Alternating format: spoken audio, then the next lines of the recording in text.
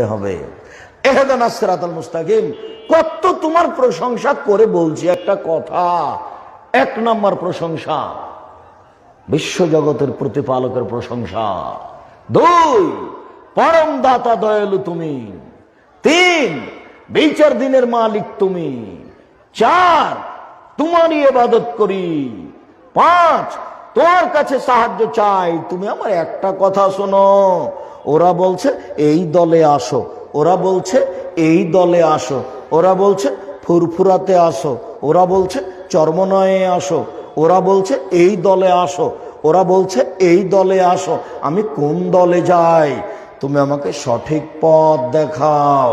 আমি যা বললাম তা তুমি কবুল করো। আমিন। বিসমিল্লাহির রহমানির রহিম।